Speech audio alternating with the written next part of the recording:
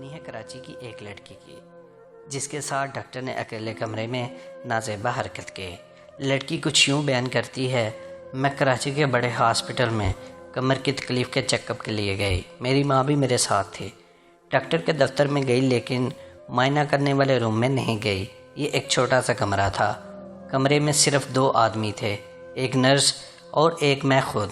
میری تکلیف کی نوعیت اس بات کی متقاضی تھی کہ میں اپنی شلوار اتار کر ڈاکٹر اور نرس کو معائنہ کرنے کی اجازت دوں۔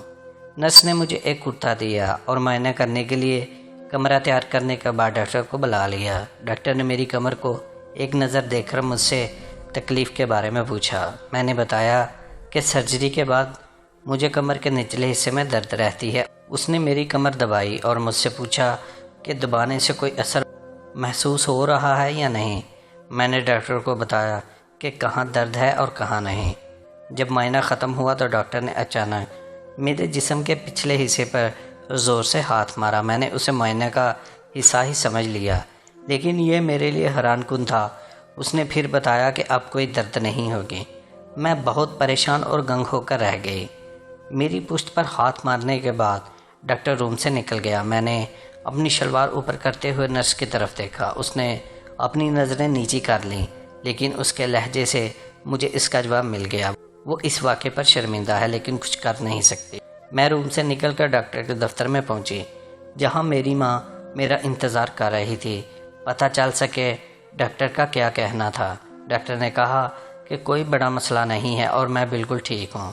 اس نے میری طرف دیکھتے ہوئے پلکیں تک نہیں چپکی اور میں نے نظریں نیچی کر لی۔ ماں نے پریشانی کے عالم میں پوچھا کہ دردگی پھر کیا وجہ ہو سکتی ہے۔ ڈاکٹر نے کہا کہ یہ کوئی بڑا مسئلہ نہیں ہے، نہ اس کے لیے میڈیکیشن کی ضرورت ہے، بس آپ اس درد کو نظر انداز کر لیں، یہی کافی ہوگا۔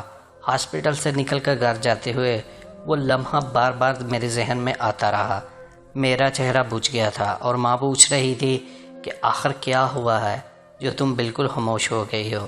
تب میں نے اس واقعے کو ہمیشہ کے لیے اپنے دماغ میں دفن کرنے کا فیصلہ کر لیا۔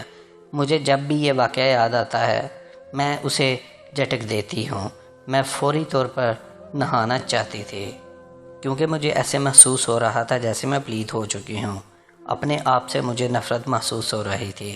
نفرت کا لفظ بھی میرے احساسات کو بیان کرنے کے لیے چھوٹا محسوس ہو رہا تھا۔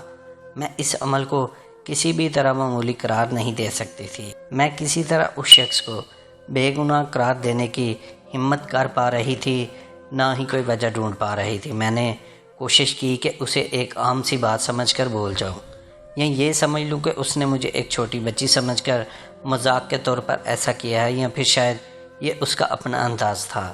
بات چاہے جو بھی ہو، کسی بھی ڈاکٹر کے لیے کسی حالت میں یہ جائز نہیں ہوتا کہ وہ اس طرح اپنے مریض کو ہاتھ لگائے، نہ ہی یہ طبی معنی کا حصہ تھا۔ کولے کو چھونا جسم کے کسی اور حصے کو چھونے سے بہت مختلف ہے۔ یہ ایک معمولی یا قابل فراموش حرکت نہیں ہے، خاص طور پر ایک مرد ڈاکٹر کے لیے۔ ایک خاتون مریضہ کو اس طرح چھونا تو بالکل ہی نامناسب ہے۔ کسی کے جسم کے حساس حصوں کو چھونا جنسی حملے کے زمرے میں آتا ہے۔ آپ شاید سوچ رہے ہوں کہ ایک چھوٹے سے واقعے کو میں اتنا بڑا بتنگڑ کیوں بنانا چاہتی ہوں۔ اب میں اس کو دوسرے الفاظ میں بیان کرتی ہوں کہ ایک بڑا سرجن کراچی کے بڑے ہاسپٹل میں بیٹھ کر کسی لڑکی کی پشت کو دوران معائنہ چھو لیتا ہے۔ کیا اس کی یہ حرکت آپ کو بے چین کرتی ہے؟ میں اس بارے میں کچھ لکھنا نہیں چاہتی تھی لیکن میرے آس پاس کے عقل مند اور سمجھ رکھنے والے دوستوں نے مجھے لکھنے کا مشورہ دیا۔ دوستو، آپ کی کیا رائے ہے اس واقعے کے بارے میں؟ ہمیں کمنٹ میں آگاہ کیجیے گا۔ اپنا خیال رکھیے گا۔ اللہ حافظ۔